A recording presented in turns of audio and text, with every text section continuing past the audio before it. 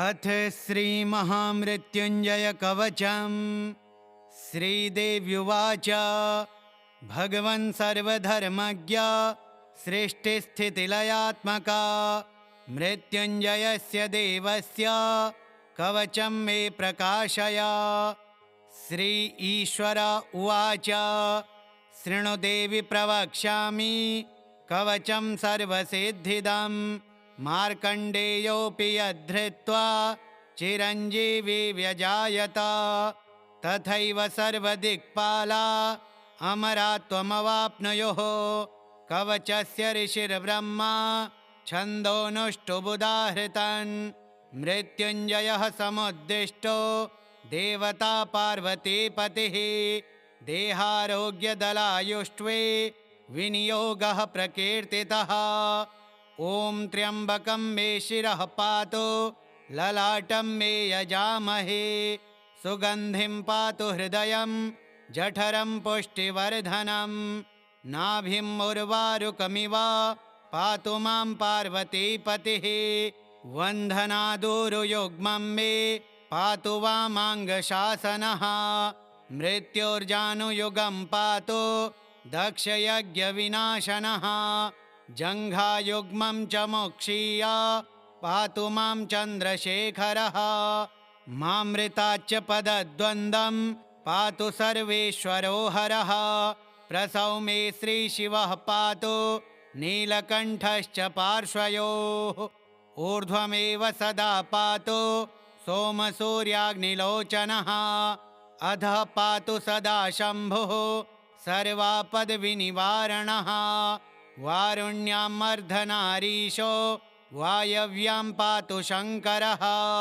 कपर्दी पातु कौबेर्याम् ऐशान्यामीश्वरोऽवतु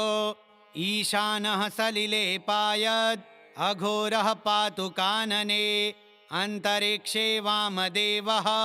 पायात्तत्पुरुषो भुवि श्रीकण्ठः शयने पातु भोजने नीललोहितः गमने त्र्यम्बकः पातु सर्वकार्येषु भूपतिः सर्वत्र सर्वदेहं मे सदा मृत्युञ्जयोऽवतु इति ते कथितं दिव्यं कवचं सर्वकामदं सर्वरक्षाकरं सर्वग्रहपीडानिवारणं दुःस्वप्ननाशनं पुण्यम् आयु आरोग्यदायकं त्रिसन्ध्यं यः पठेदेतन् मृत्युस्तस्य न विद्यते लिखितं भोर्जपत्रे तु य इदं मे व्यधारयेत् तं दृष्ट्वैव पलायन्ते भूतप्रेतपिशाचकाः डाकिन्यश्चैव योगिन्यः सिद्धगन्धर्वराक्षसाः बालग्रहादिदोषा हि नश्यन्ति तस्य दर्शनात् उपग्रहाश्चैव मारी भयं चौराभिचारिणः इदं कवचमायुष्यं कथितं तव सुन्दरी न दातव्यं प्रयत्नेन न प्रकाश्यं कदाचन ॐ त्र्यम्बकं मे शिरः पातु ललाटं मे यजामहे सुगन्धिं पातु हृदयं जठरं पुष्टिवर्धनं नाभिं उर्वारुकमिव पातु मां पार्वतीपतिः वन्दनादुरुयुग्मं मे पातु वामाङ्गशासनः मृत्योर्जानुयुगं पातु दक्षयज्ञविनाशनः जङ्घायुग्मं च मोक्षीय पातु मां चन्द्रशेखरः मामृताच्च पदद्वन्द्वं पातु सर्वेश्वरो हरः प्रसौ मे श्रीशिवः पातु नीलकण्ठश्च पार्श्वयोः ऊर्ध्वमेव सदा पातु सोमसूर्याग्निलोचनः अधः पातु सदा शम्भुः सर्वापद्विनिवारणः वारुण्यामर्धनारीशो वायव्यां पातु शङ्करः कपर्दी पातु कौबेर्याम् ऐशान्यामीश्वरोऽवतु ईशानः सलिले पायद् अघोरः पातु कानने अन्तरिक्षे वामदेवः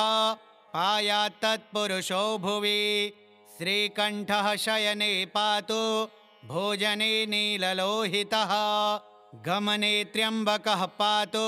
सर्वकार्येषु भूपतिः सर्वत्र सर्वदेहं मे सदा मृत्युञ्जयोऽवतु इति ते कथितं दिव्यं कवचं सर्वकामदं सर्वरक्षाकरं सर्वग्रहपीडानिवारणं दुःस्वप्ननाशनं पुण्यम् आयु आरोग्यदायकं त्रिसन्ध्यं यः पठेदेतन् मृत्युस्तस्य न विद्यते लिखितं भोर्जपत्रे तु य इदं मे व्यधारयेत् तं दृष्ट्वैव पलायन्ते भूतप्रेतपिशाचकाः डाकिन्यश्चैव योगिन्यः सिद्धगन्धर्वराक्षसाः बालग्रहादिदोषा हि नश्यन्ति तस्य दर्शनात् उपग्रहाश्चैव मारी भयं चौराभिचारिणः इदं कवचमायुष्यं कथितं तव सुन्दरी न दातव्यं प्रयत्नेन न प्रकाश्यं कदाचन ॐ त्र्यम्बकं मे शिरः पातु ललाटं मे यजामहे सुगन्धिं पातु हृदयं जठरं पुष्टिवर्धनं नाभिं उर्वारुकमिव पातु मां पार्वतीपतिः वन्दनादुरुयुग्मं मे पातु वामाङ्गशासनः मृत्योर्जानुयुगं पातु दक्षयज्ञविनाशनः जङ्घायुग्मं च मोक्षीय पातु मां चन्द्रशेखरः मामृताच्च पदद्वन्द्वं पातु सर्वेश्वरो हरः प्रसौ मे श्रीशिवः पातु नीलकण्ठश्च पार्श्वयोः ऊर्ध्वमेव सदा पातु सोमसूर्याग्निलोचनः अधः पातु सदा शम्भुः सर्वापद्विनिवारणः वारुण्यामर्धनारीशो वायव्यां पातु शङ्करः कपर्दी पातु कौबेर्याम् ऐशान्यामीश्वरोऽवतु ईशानः सलिले पायद् अघोरः पातु कानने अन्तरिक्षे वामदेवः पायात्तत्पुरुषो भुवि श्रीकण्ठः शयने पातु भोजने नीललोहितः गमने त्र्यम्बकः पातु सर्वकार्येषु भूपतिः सर्वत्र सर्वदेहं मे सदा मृत्युञ्जयोऽवतु इति ते कथितं दिव्यं कवचं सर्वकामदं सर्वरक्षाकरं सर्वग्रहपीडानिवारणं दुःस्वप्ननाशनं पुण्यम् आयु आरोग्यदायकं त्रिसन्ध्यं यः पठेदेतन् मृत्युस्तस्य न विद्यते लिखितं भोर्जपत्रे तु य इदं मे व्यधारयेत् तं दृष्ट्वैव पलायन्ते भूतप्रेतपिशाचकाः डाकिन्यश्चैव योगिन्यः सिद्धगन्धर्वराक्षसाः बालग्रहादिदोषा हि नश्यन्ति तस्य दर्शनात् उपग्रहाश्चैव मारी भयं चौराभिचारिणः इदं कवचमायुष्यं कथितं तव सुन्दरी न दातव्यं प्रयत्नेन न प्रकाश्यं कदाचन ॐ त्र्यम्बकं मे शिरः पातु ललाटं मे यजामहे सुगन्धिं पातु हृदयं जठरं पुष्टिवर्धनं नाभिं उर्वारुकमिव पातु मां पार्वतीपतिः वन्दनादुरुयुग्मं मे पातु वामाङ्गशासनः मृत्योर्जानुयुगं पातु दक्षयज्ञविनाशनः जङ्घायुग्मं च मोक्षीय पातु मां चन्द्रशेखरः मामृताच्च पदद्वन्द्वं पातु सर्वेश्वरो हरः प्रसौ मे श्रीशिवः पातु नीलकण्ठश्च पार्श्वयोः ऊर्ध्वमेव सदा पातु सोमसूर्याग्निलोचनः अधः पातु सदा शम्भुः सर्वापद्विनिवारणः वारुण्यामर्धनारीशो वायव्यां पातु शङ्करः कपर्दी पातु कौबेर्याम् ऐशान्यामीश्वरोऽवतो ईशानः सलिले पायद् अघोरः पातु कानने अन्तरिक्षे वामदेवः पायात्तत्पुरुषो भुवि श्रीकण्ठः शयने पातु भोजने नीललोहितः गमने त्र्यम्बकः पातु सर्वकार्येषु भूपतिः सर्वत्र सर्वदेहं मे सदा मृत्युञ्जयोऽवतो इति ते कथितं दिव्यं कवचं सर्वकामदं सर्वरक्षाकरं सर्वग्रहपीडानिवारणं दुःस्वप्ननाशनं पुण्यम् आयु आरोग्यदायकं त्रिसन्ध्यं यः पठेदेतन् मृत्युस्तस्य न विद्यते लिखितं भोर्जपत्रे तु य इदं मे व्यधारयेत् तं दृष्ट्वैव पलायन्ते भूतप्रेतपिशाचकाः डाकिन्यश्चैव योगिन्यः सिद्धगन्धर्वराक्षसाः बालग्रहादिदोषा हि नश्यन्ति तस्य दर्शनात् उपग्रहाश्चैव मारी भयं चौराभिचारिणः इदं कवचमायुष्यं कथितं तव सुन्दरे न दातव्यं प्रयत्नेन न प्रकाश्यं कदाचन ॐ त्र्यम्बकं मे शिरः पातु ललाटं मे यजामहे सुगन्धिं पातु हृदयं जठरं पुष्टिवर्धनं नाभिं उर्वारुकमिव पातु मां पार्वतीपतिः वन्धनादूरुयुग्मं मे पातु वामाङ्गशासनः मृत्योर्जानुयुगं पातु दक्षयज्ञविनाशनः जङ्घायुग्मं च मोक्षीय पातु मां चन्द्रशेखरः मामृताच्च पदद्वन्द्वं पातु सर्वेश्वरो हरः प्रसौ मे श्रीशिवः पातु नीलकण्ठश्च पार्श्वयोः ऊर्ध्वमेव सदा पातु सोमसूर्याग्निलोचनः अधः पातु सदा शम्भुः सर्वापद्विनिवारणः वारुण्यामर्धनारीशो वायव्यां पातु शङ्करः कपर्दी पातु कौबेर्याम् ऐशान्यामीश्वरोऽवतो ईशानः सलिले पायद् अघोरः पातु कानने अन्तरिक्षे वामदेवः पायात्तत्पुरुषो भुवि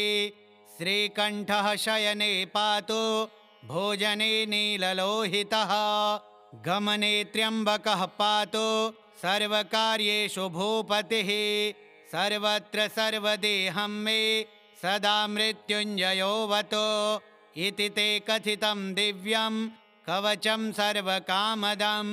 सर्वरक्षाकरं सर्वग्रहपीडानिवारणं दुःस्वप्ननाशनं पुण्यम्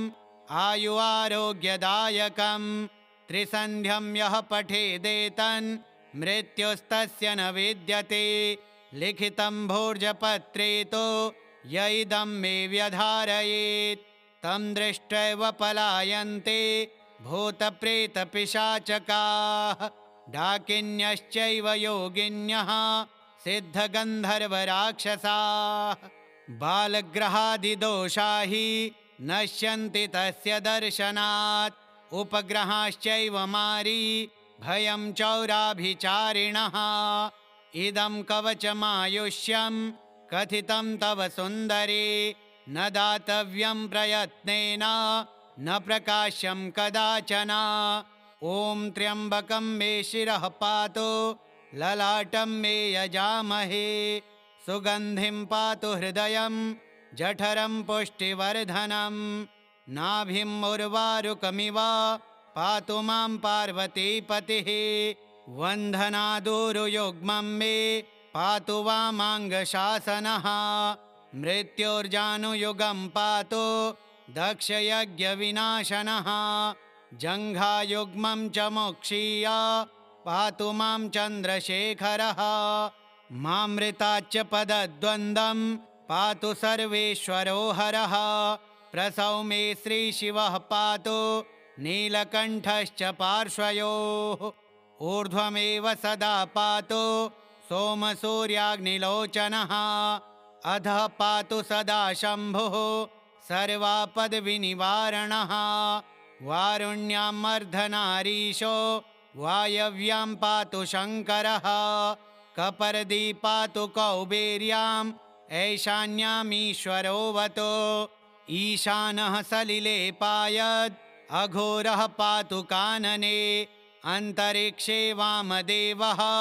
पायात्तत्पुरुषो भुवि श्रीकण्ठः शयने पातु भोजने नीललोहितः गमने त्र्यम्बकः पातु सर्वकार्येषु भूपतिः सर्वत्र सर्वदेहं मे सदा मृत्युञ्जयोऽवतो इति ते कथितं दिव्यं कवचं सर्वकामदं सर्वरक्षाकरं सर्वग्रहपीडानिवारणं दुःस्वप्ननाशनं पुण्यम् आयुरारोग्यदायकं त्रिसन्ध्यं यः पठेदेतन् मृत्युस्तस्य न विद्यते लिखितं भोर्जपत्रे तु य इदं मे व्यधारयेत् तं दृष्ट्वैव पलायन्ते भूतप्रेतपिशाचकाः डाकिन्यश्चैव योगिन्यः सिद्धगन्धर्वराक्षसाः बालग्रहादिदोषा हि नश्यन्ति तस्य दर्शनात् उपग्रहाश्चैव मारी भयं चौराभिचारिणः इदं कवचमायुष्यं कथितं तव सुन्दरी न दातव्यं प्रयत्नेन न प्रकाश्यं कदाचन ॐ त्र्यम्बकं मे शिरः पातु ललाटं मे यजामहे सुगन्धिं पातु हृदयं जठरं पुष्टिवर्धनं नाभिं उर्वारुकमिव पातु मां पार्वतीपतिः वन्दनादूरुयुग्मं मे पातु वामाङ्गशासनः मृत्योर्जानुयुगं पातु दक्षयज्ञविनाशनः जङ्घायुग्मं च मोक्षीय पातु मां चन्द्रशेखरः मामृताच्च पदद्वन्द्वं पातु सर्वेश्वरो हरः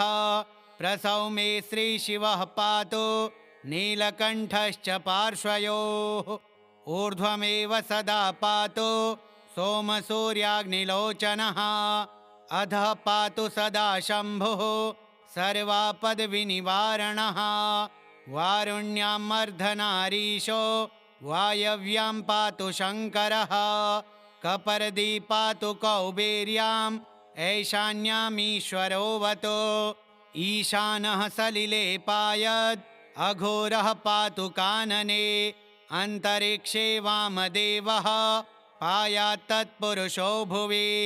श्रीकण्ठः शयने पातु भोजने नीललोहितः गमने त्र्यम्बकः पातु सर्वकार्येषु भूपतिः सर्वत्र सर्वदेहं मे सदा मृत्युञ्जयोऽवतो इति ते कथितं दिव्यं कवचं सर्वकामदं सर्वरक्षाकरं सर्वग्रहपीडानिवारणं दुःस्वप्ननाशनं पुण्यम् आयुरारोग्यदायकं त्रिसन्ध्यं यः पठेदेतन् मृत्युस्तस्य न विद्यते लिखितं भोर्जपत्रे तु य इदं मे व्यधारयेत् तं दृष्ट्वैव पलायन्ते भूतप्रेतपिशाचकाः डाकिन्यश्चैव योगिन्यः सिद्धगन्धर्वराक्षसाः बालग्रहादिदोषा हि नश्यन्ति तस्य दर्शनात् उपग्रहाश्चैव मारी भयं चौराभिचारिणः इदं कवचमायुष्यं कथितं तव सुन्दरी न दातव्यं प्रयत्नेन न प्रकाश्यं कदाचन ॐ त्र्यम्बकं मे शिरः पातु ललाटं मे यजामहे सुगन्धिं पातु हृदयं जठरं पुष्टिवर्धनं नाभिं उर्वारुकमिव पातु मां पार्वतीपतिः वन्दनादूरुयुग्मं मे पातु वामाङ्गशासनः मृत्योर्जानुयुगं पातु दक्षयज्ञविनाशनः जङ्घायुग्मं च मोक्षीय पातु मां चन्द्रशेखरः मामृताच्च पदद्वन्द्वं पातु सर्वेश्वरो हरः प्रसौ मे श्रीशिवः पातु नीलकण्ठश्च पार्श्वयोः ऊर्ध्वमेव सदा पातु सोमसूर्याग्निलोचनः अधः पातु सदा शम्भुः सर्वापद्विनिवारणः वारुण्यां मर्धनारीशो वायव्यां पातु शङ्करः कपर्दी पातु कौबेर्याम् ऐशान्यामीश्वरोऽवतो ईशानः सलिले पायद् अघोरः पातु कानने अन्तरिक्षे वामदेवः पायात्तत्पुरुषो भुवि श्रीकण्ठः शयने पातु भोजने नीललोहितः गमने त्र्यम्बकः पातु सर्वकार्येषु भूपतिः सर्वत्र सर्वदेहं मे सदा मृत्युञ्जयोऽवतो इति ते कथितं दिव्यं कवचं सर्वकामदं सर्वरक्षाकरं सर्वग्रहपीडानिवारणं दुःस्वप्ननाशनं पुण्यम् आयु आरोग्यदायकं त्रिसन्ध्यं यः पठेदेतन् मृत्युस्तस्य न विद्यते लिखितं भोर्जपत्रे तु य इदं मे व्यधारयेत् तं दृष्ट्वैव पलायन्ते भूतप्रेतपिशाचकाः डाकिन्यश्चैव योगिन्यः सिद्धगन्धर्वराक्षसाः बालग्रहादिदोषा हि नश्यन्ति तस्य दर्शनात् उपग्रहाश्चैव मारी भयं चौराभिचारिणः इदं कवचमायुष्यं कथितं तव सुन्दरी न दातव्यं प्रयत्नेन न प्रकाश्यं कदाचन ॐ त्र्यम्बकं मे शिरः पातु ललाटं मे यजामहे सुगन्धिं पातु हृदयं जठरं पुष्टिवर्धनं नाभिं उर्वारुकमिव पातु मां पार्वतीपतिः वन्दनादूरुयुग्मं मे पातु वामाङ्गशासनः मृत्योर्जानुयुगं पातु दक्षयज्ञविनाशनः जङ्घायुग्मं च मोक्षीय पातु मां चन्द्रशेखरः मामृताच्च पदद्वन्द्वं पातु सर्वेश्वरो हरः प्रसौ मे श्रीशिवः पातु नीलकण्ठश्च पार्श्वयोः ऊर्ध्वमेव सदा पातु सोमसूर्याग्निलोचनः अधः पातु सदा शम्भुः सर्वापद्विनिवारणः वारुण्यां मर्धनारीशो वायव्यां पातु शङ्करः कपर्दी पातु कौबेर्याम् ऐशान्यामीश्वरोऽवतो ईशानः सलिले पायद् अघोरः पातु कानने अन्तरिक्षे वामदेवः पायात्तत्पुरुषो भुवि श्रीकण्ठः शयने पातु भोजने नीललोहितः गमने त्र्यम्बकः पातु सर्वकार्येषु भूपतिः सर्वत्र सर्वदेहं मे सदा मृत्युञ्जयोऽवतो इति ते कथितं दिव्यं कवचं सर्वकामदं सर्वरक्षाकरं सर्वग्रहपीडानिवारणं दुःस्वप्ननाशनं पुण्यम् आयु आरोग्यदायकं त्रिसन्ध्यं यः पठेदेतन् मृत्युस्तस्य न विद्यते लिखितं भोर्जपत्रे तु य इदं मे व्यधारयेत् तं दृष्ट्वैव पलायन्ते भूतप्रेतपिशाचकाः डाकिन्यश्चैव योगिन्यः सिद्धगन्धर्वराक्षसाः बालग्रहादिदोषा हि नश्यन्ति तस्य दर्शनात् उपग्रहाश्चैव मारी भयं चौराभिचारिणः इदं कवचमायुष्यं कथितं तव सुन्दरी न दातव्यं प्रयत्नेन न प्रकाश्यं कदाचन ॐ त्र्यम्बकं मे शिरः पातु ललाटं मे यजामहे सुगन्धिं पातु हृदयं जठरं पुष्टिवर्धनं नाभिं उर्वारुकमिव पातु मां पार्वतीपतिः वन्दनादुरुयुग्मं मे पातु वामाङ्गशासनः मृत्योर्जानुयुगं पातु दक्षयज्ञविनाशनः जङ्घायुग्मं च मोक्षीय पातु मां चन्द्रशेखरः मामृताच्च पदद्वन्द्वं पातु सर्वेश्वरो हरः प्रसौ मे श्रीशिवः पातु नीलकण्ठश्च पार्श्वयोः ऊर्ध्वमेव सदा पातु सोमसूर्याग्निलोचनः अधः पातु सदा शम्भुः सर्वापद्विनिवारणः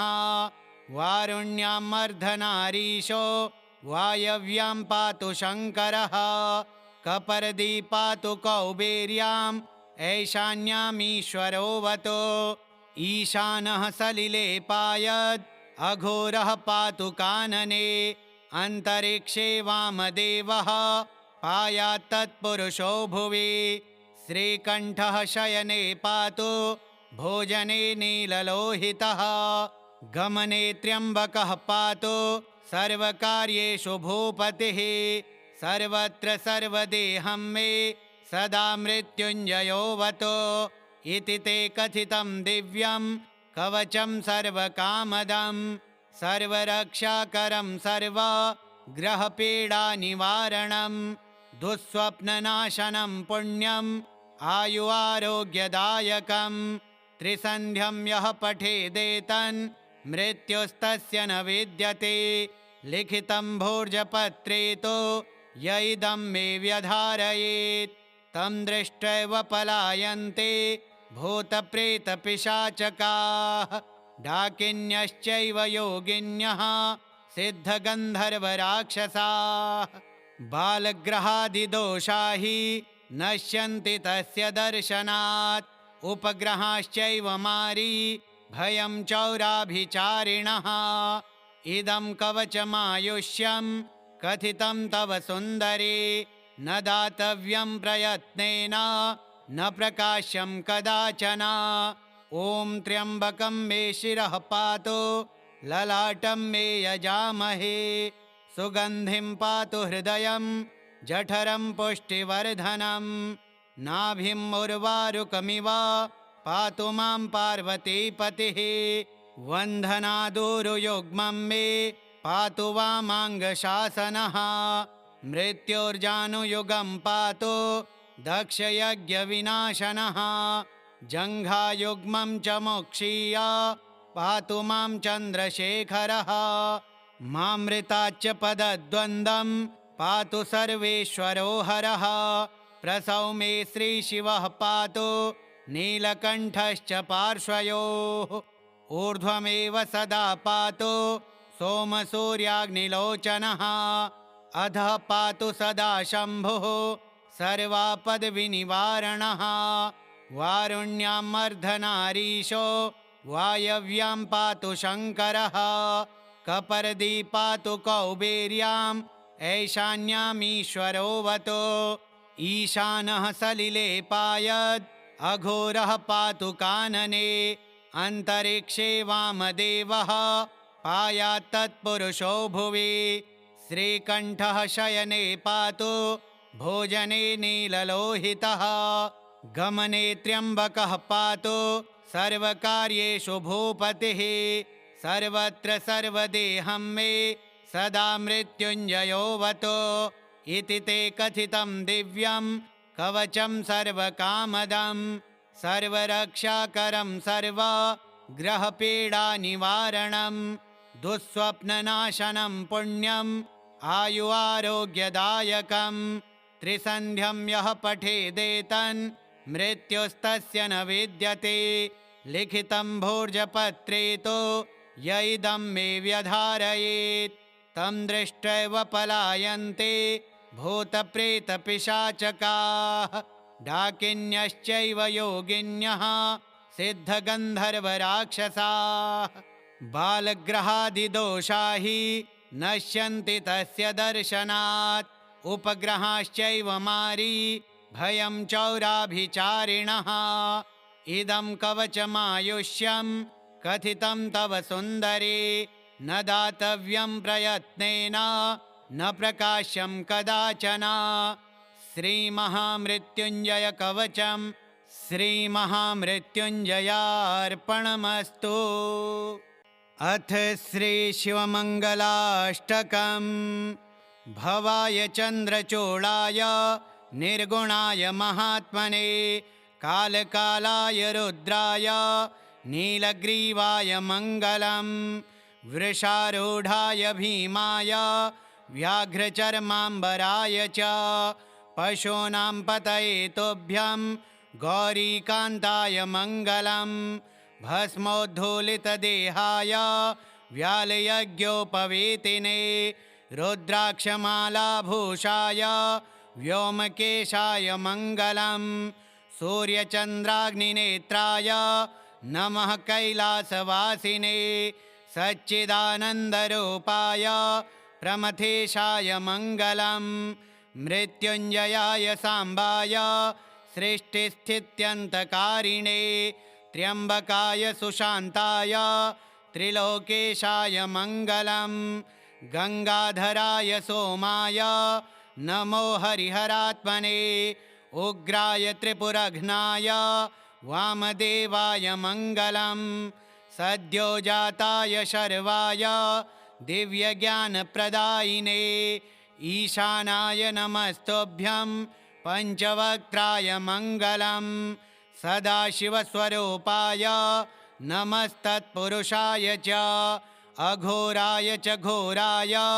महादेवाय मङ्गलम् मङ्गलाष्टकमेतद्वै शम्भोर्यः कीर्तयेद्दिने तस्य मृत्युभयं नास्ति रोगपीडाभयं तथा भवाय चन्द्रचूडाय निर्गुणाय महात्मने कालकालाय रुद्राय नीलग्रीवाय मङ्गलम् वृषारूढाय भीमाय व्याघ्रचर्माम्बराय च पशूनां पतये तुभ्यं गौरीकान्ताय मङ्गलम् भस्मोद्धूलितदेहाय व्यालयज्ञोपवीतिने रुद्राक्षमालाभूषाय व्योमकेशाय मङ्गलम् सूर्यचन्द्राग्निनेत्राय नमः कैलासवासिने सच्चिदानन्दरूपाय प्रमथेशाय मङ्गलम् मृत्युञ्जयाय साम्बाय सृष्टिस्थित्यन्तकारिणे त्र्यम्बकाय सुशान्ताय त्रिलोकेशाय मङ्गलम् गङ्गाधराय सोमाय नमो हरिहरात्मने उग्राय त्रिपुरघ्नाय वामदेवाय मङ्गलम् सद्योजाताय शर्वाय दिव्यज्ञानप्रदायिने ईशानाय नमस्तुभ्यं पञ्चवक्त्राय मङ्गलम् सदाशिवस्वरूपाय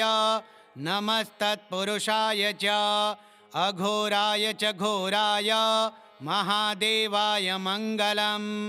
मङ्गलाष्टकमेतद्वै शम्भोर्यः कीर्तयेद्दिने तस्य मृत्युभयं नास्ति रोगपीडाभयं तथा भवाय चन्द्रचूडाय निर्गुणाय महात्मने कालकालाय रुद्राय नीलग्रीवाय मङ्गलम् वृषारूढाय भीमाय व्याघ्रचर्माम्बराय च पशूनां पतये तुभ्यं गौरीकान्ताय मङ्गलम् भस्मोद्धूलितदेहाय व्यालयज्ञोपवीतिने रुद्राक्षमालाभूषाय व्योमकेशाय मङ्गलम् सूर्यचन्द्राग्निनेत्राय नमः कैलासवासिने सच्चिदानन्दरूपाय प्रमथेशाय मङ्गलम् मृत्युञ्जयाय साम्बाय सृष्टिस्थित्यन्तकारिणे त्र्यम्बकाय सुशान्ताय त्रिलोकेशाय मङ्गलम् गङ्गाधराय सोमाय नमो हरिहरात्मने उग्राय त्रिपुरघ्नाय वामदेवाय मङ्गलं सद्योजाताय शर्वाय दिव्यज्ञानप्रदायिने ईशानाय नमस्तुभ्यं पञ्चवक्त्राय मङ्गलं सदाशिवस्वरूपाय नमस्तत्पुरुषाय च अघोराय च घोराय महादेवाय मङ्गलं मङ्गलाष्टकमेतद्वै शम्भोर्यः कीर्तयेद्दिने तस्य मृत्युभयं नास्ति रोगपीडाभयं तथा भवाय चन्द्रचूडाय निर्गुणाय महात्मने कालकालाय रुद्राय नीलग्रीवाय मङ्गलं वृषारूढाय भीमाय व्याघ्रचर्माम्बराय च पशूनां पतये तुभ्यं गौरीकान्ताय मङ्गलं भस्मोद्धूलितदेहाय व्यालयज्ञोपवीतिने रुद्राक्षमालाभूषाय व्योमकेशाय मङ्गलं सूर्यचन्द्राग्निनेत्राय नमः कैलासवासिने सच्चिदानन्दरूपाय प्रमथेशाय मङ्गलं मृत्युञ्जयाय साम्बाय सृष्टिस्थित्यन्तकारिणे त्र्यम्बकाय सुशान्ताय त्रिलोकेशाय मङ्गलं गङ्गाधराय सोमाय नमो हरिहरात्मने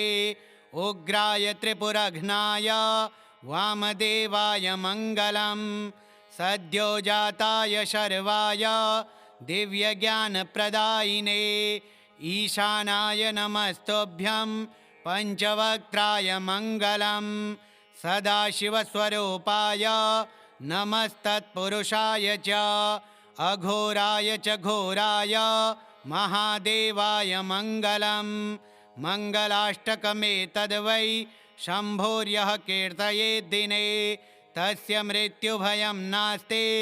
रोगपीडाभयं तथा भवाय चन्द्रचूडाय निर्गुणाय महात्मने कालकालाय रुद्राय नीलग्रीवाय मङ्गलं वृषारूढाय भीमाय व्याघ्रचर्माम्बराय च पशूनां पतये तुभ्यं गौरीकान्ताय मङ्गलं भस्मोद्धूलितदेहाय व्यालयज्ञोपवीतिने रुद्राक्षमालाभूषाय व्योमकेशाय मङ्गलं सूर्यचन्द्राग्निनेत्राय नमः कैलासवासिने सच्चिदानन्दरूपाय प्रमथेशाय मङ्गलं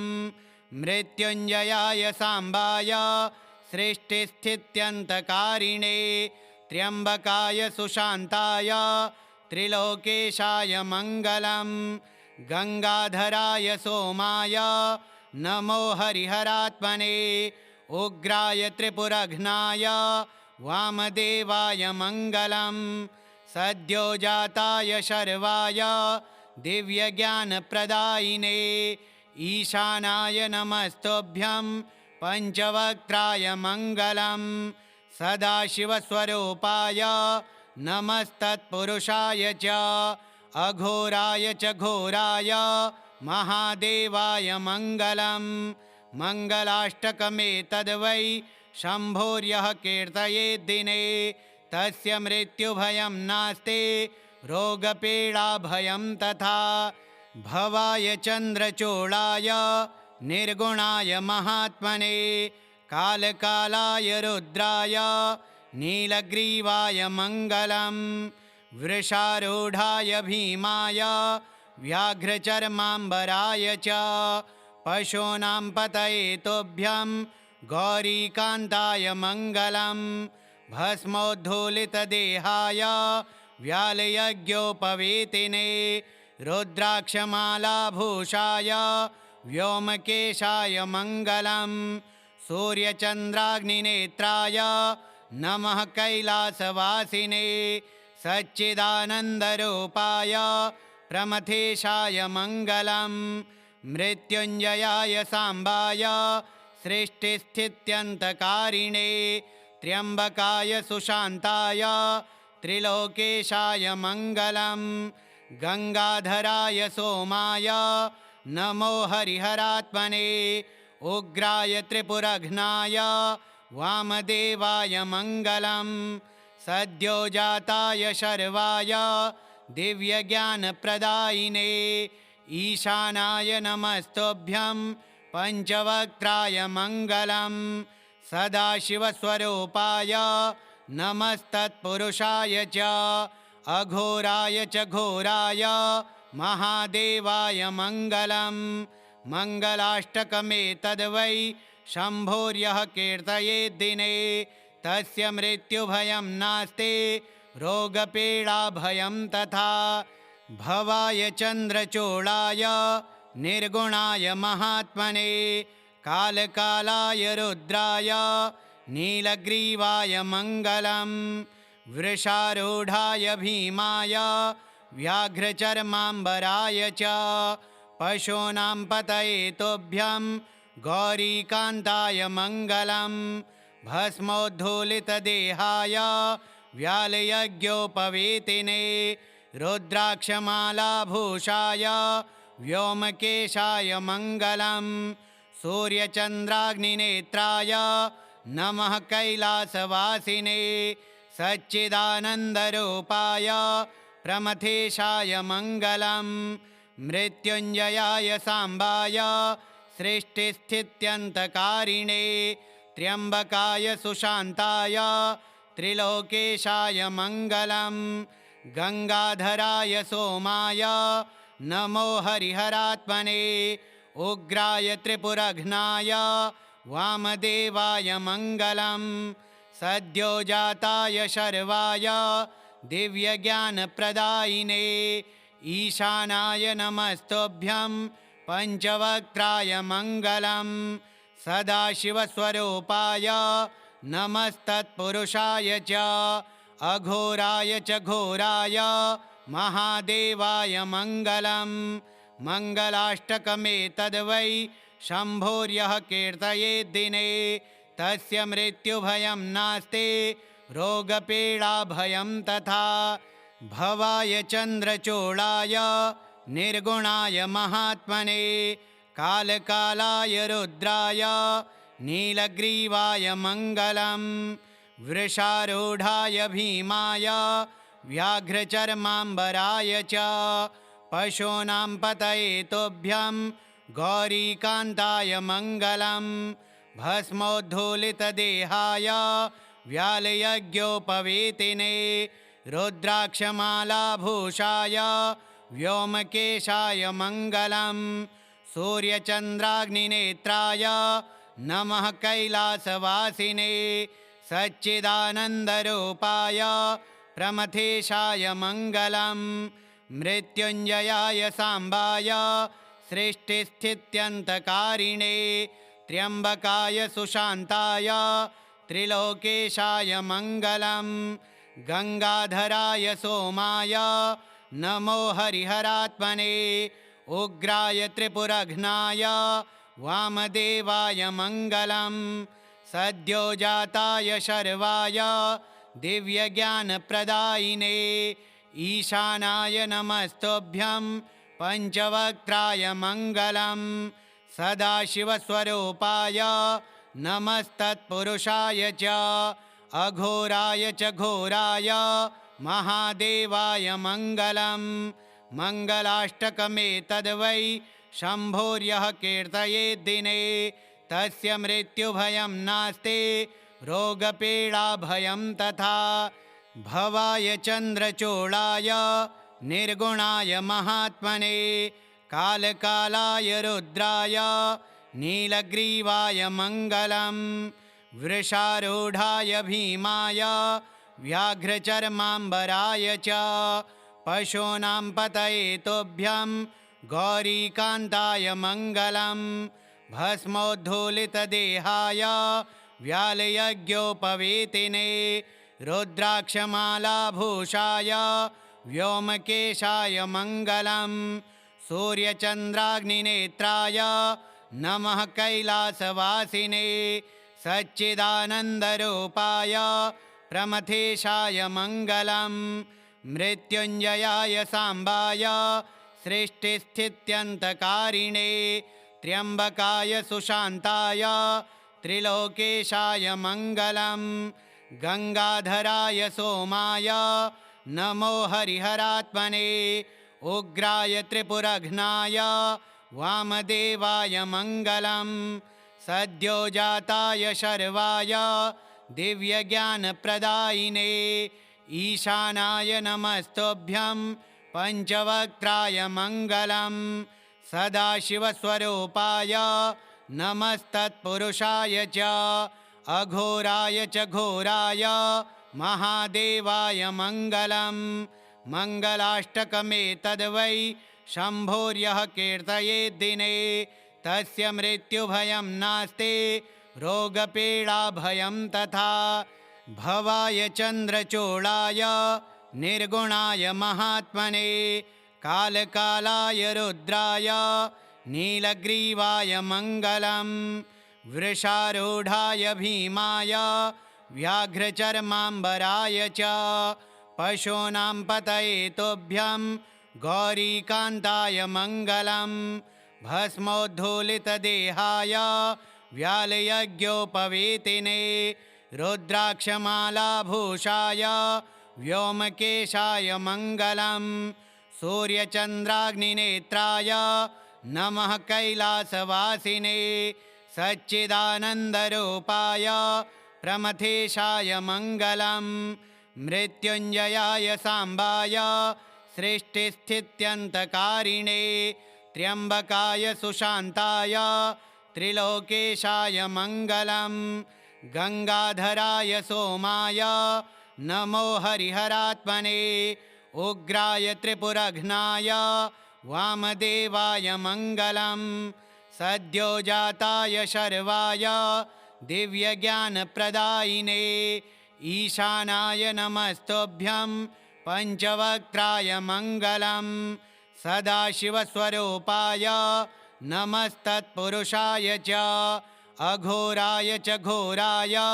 महादेवाय मङ्गलं मङ्गलाष्टकमेतद्वै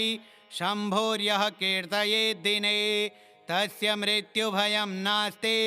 रोगपीडाभयं तथा भवाय चन्द्रचूडाय निर्गुणाय महात्मने कालकालाय रुद्राय नीलग्रीवाय मङ्गलं वृषारूढाय भीमाय व्याघ्रचर्माम्बराय च पशूनां पतये तुभ्यं गौरीकान्ताय मङ्गलं भस्मोद्धूलितदेहाय व्यालयज्ञोपवीतिने रुद्राक्षमालाभूषाय व्योमकेशाय मङ्गलं सूर्यचन्द्राग्निनेत्राय नमः कैलासवासिने सच्चिदानन्दरूपाय प्रमथेशाय मङ्गलं मृत्युञ्जयाय साम्बाय सृष्टिस्थित्यन्तकारिणे त्र्यम्बकाय सुशान्ताय त्रिलोकेशाय मङ्गलं गङ्गाधराय सोमाय नमो हरिहरात्मने उग्राय त्रिपुरघ्नाय वामदेवाय मङ्गलं सद्योजाताय शर्वाय दिव्यज्ञानप्रदायिने ईशानाय नमस्तुभ्यं पञ्चवक्त्राय मङ्गलं सदाशिवस्वरूपाय नमस्तत्पुरुषाय च अघोराय च घोराय महादेवाय मङ्गलं मङ्गलाष्टकमेतद्वै शम्भोर्यः कीर्तयेद्दिने तस्य मृत्युभयं नास्ति रोगपीडाभयं तथा श्रीशिवमङ्गलाष्टकम्।